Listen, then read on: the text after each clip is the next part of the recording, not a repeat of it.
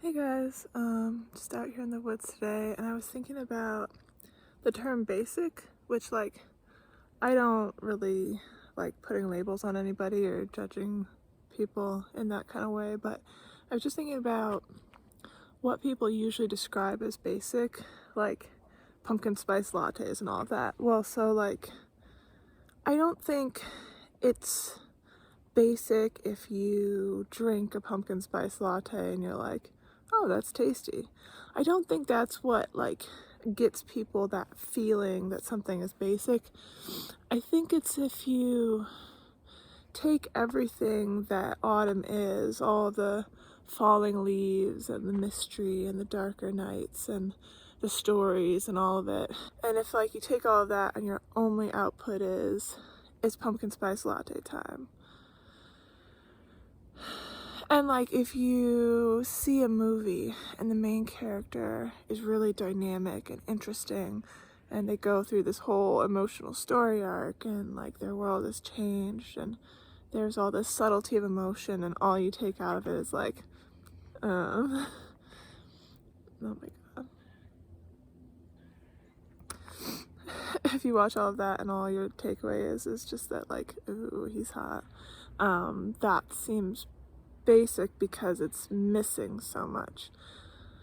But there's nothing wrong with sort of simple pleasures in life, like looking out at the sunset and just being there. There's nothing wrong with things being simple.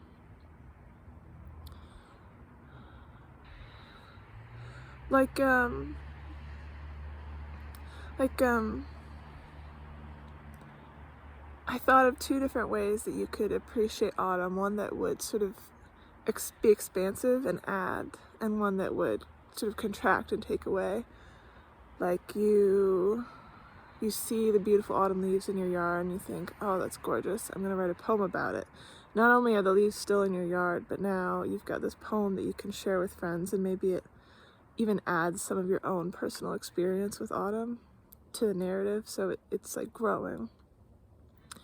And another way would be to take all the leaves out of your yard and dip them in orange tempera paint and slap them on a canvas, and you make some horrible wall art, and also now all the leaves are out of your yard and covered in paint, and you throw them away and they end up in a landfill somewhere. But I mean, what adds and what subtracts is sort of subjective. What is expanding or contracting or just staying the same, just being fully aware.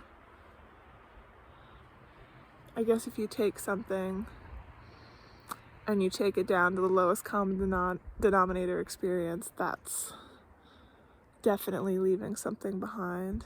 But I don't know if you can see this, but there's this autumnal flag over there, and it's kind of a very simple pleasure to watch it flutter.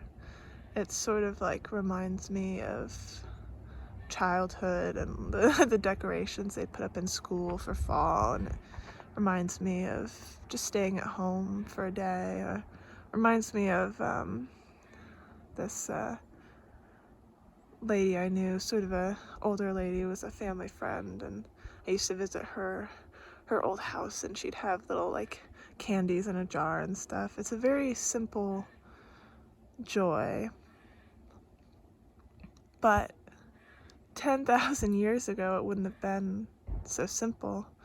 10,000 years ago, 100,000 years ago, that little crappy autumn flag would be a work of art, a Renaissance painting, and I don't know, it'd be a big deal.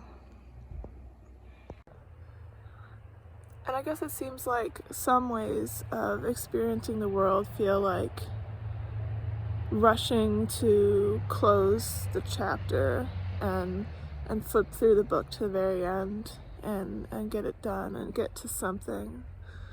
And some ways feel like believing that the story could be much bigger than it is already, and believing that all of these subtle little things, these simple pleasures, that each and every one of them has something inside of it, like a seed that could grow to be something more. I don't know. I'll show you more of the forest.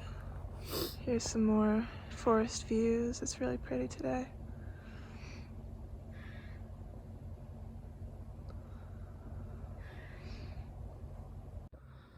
Anyway, it's been an interesting week. I have some time off for Thanksgiving, and I probably won't do much with it, but just try and be okay with the fact that even though it feels like a lot, 4 days isn't a lot, and not tell myself that I have to get everything done in 4 days or it's a failure. No, yeah. 10 out of 10.